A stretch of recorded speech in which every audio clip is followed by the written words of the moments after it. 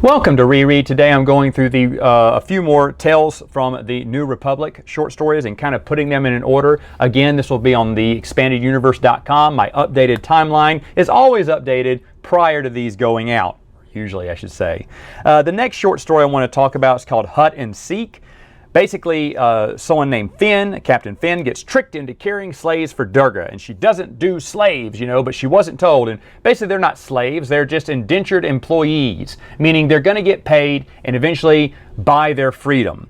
But what she doesn't know later on is that there's no way they're going to buy their freedom because Durga charges them for room, board, funeral expenses if they die and stuff like that. So they're basically, it's eternal servitude to Durga is what she realizes.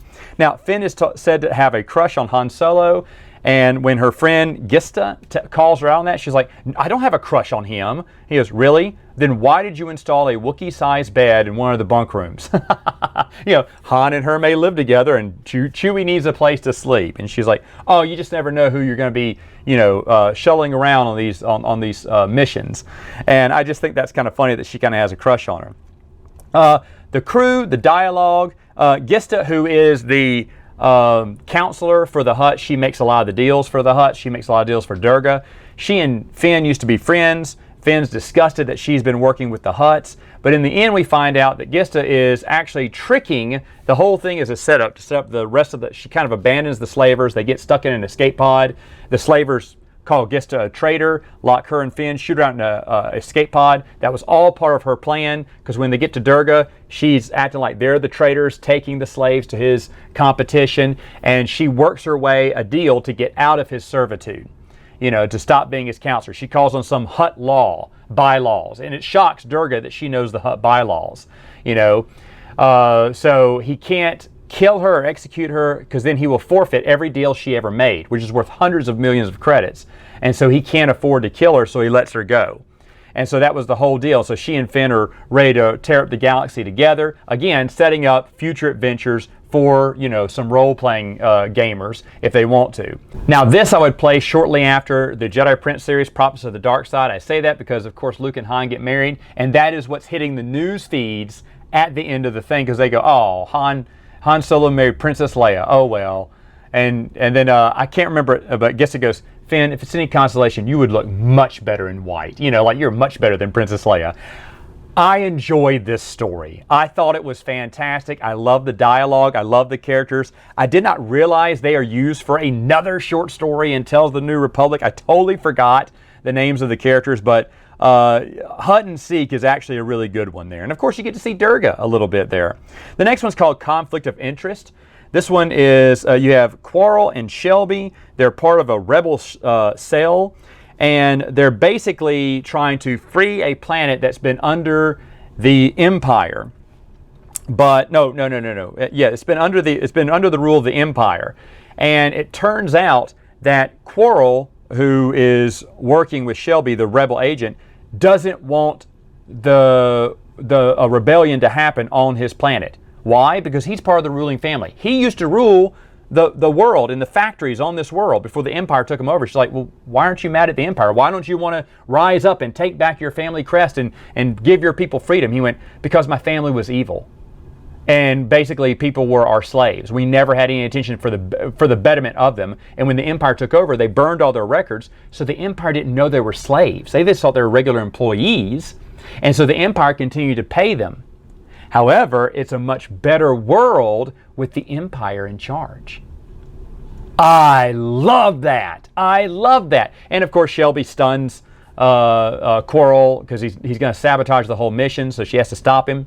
And then the rebels triumph and they run off the Empire, and she's hoping that this world would be for the better, and that Quarrel was wrong the whole time. I was like, I'd love to see more of this story. I would love to see the more.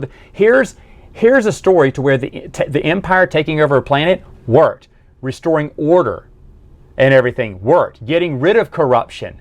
Believe it or not, they actually did it.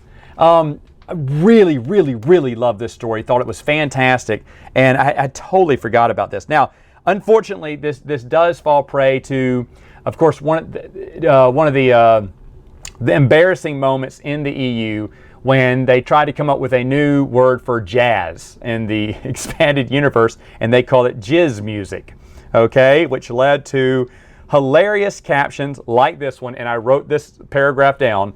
The sultry purr of smooth jizz poured over them, and from the looks of the buffet table along the far wall, the governor was as generous. It was as generous and even lavish host. Well, when jizz is pouring over you like that, I guess, you know. And now for the last one I'm going to talk about today. This is called No Disintegrations Please. Another excellent one where this takes place, and I want to call it way far near the end of the Bantam era is where I'd put this one. A storyteller is telling these children a new story he's never told anyone before about the bounty hunter Boba Fett and how he always gets his man. And basically Boba Fett is tracking down an Imperial agent, or he's some kind of officer who has betrayed the Hutts. And so Jabba, I believe, put out a bounty on his head, and Boba Fett tears through an entire Imperial garrison. I mean, AT-ATs and everything. He breaks into the bunker and everything to kill him. Now, Boba Fett gets outsmarted. The Imperial officer escapes with a hologram and says, hey, this bunker is about to explode. Don't worry, you'll have plenty of time to get out, but there's credits in the safe. They're all yours. Tell Jabba I died in the explosion. I promise you'll never see me again. And Fett's like, you know what, I don't have time for this, so okay, but I will come and collect my bounty on you one day. He goes, okay, fine. And the storyteller goes, and what happened? They said, well, Boba Fett eventually got the bounty later on. And he tells the kids good night, go to bed. One kid asked him, hey, is Boba Fett a good guy or a bad guy? He went, that's a great question. Who knows? He said, I guess you have to decide, you know, since you're the listener. And so as the kid goes to bed, the old storyteller looks into looks into a dark corner and goes, how long have you been there? And Boba Fett comes out. You see, the storyteller was the person in question who escaped Boba Fett. And now Boba Fett's come to finally collect the bounty. But instead, he flips him something and goes, he said, what's this? He went, an answer to the kid's question. And Boba Fett walks away. Then he looks, and it's the $50,000 marker, the credit bounty that was placed on his head.